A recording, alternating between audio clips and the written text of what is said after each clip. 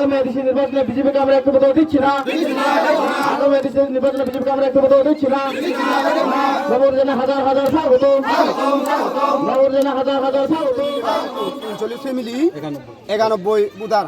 কোন জায়গাতে আজকে জয়েনিংটা করা হয়েছে? আমি মগরসরায় অর্জুন ভাড়াতে আমি জয়েনিং করলাম আজকে। আগে কোন পার্টিতে ছিলেন আপনি? আগে আমি আসলাম মানে ওই বিজেপিতে। এই বিজেপিতে আমি 8 বছর পর্যন্ত ছিনে সে ননে একে আমি ত্রিপুরা মুদার।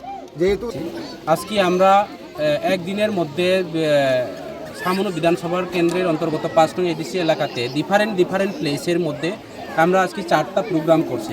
4টা প্রোগ্রামের মধ্যে আমরা এরিয়া বেস কলোনিতে আমরা এখানে 5 ফ্যামিলি না 5 ফ্যামিলি 13 ভোটার পাইছে।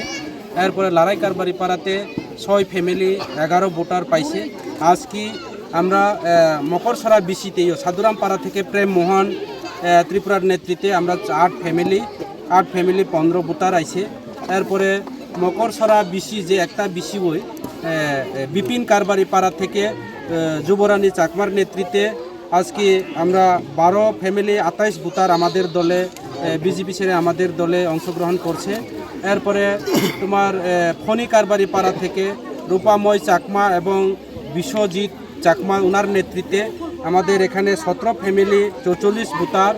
এরপরে আরেকটা রামকুমার পাড়া থেকে 2 ফ্যামিলি 13 ভোটার। টোটাল আমাদের দলের মধ্যে বিজেপি ছেড়ে আজকে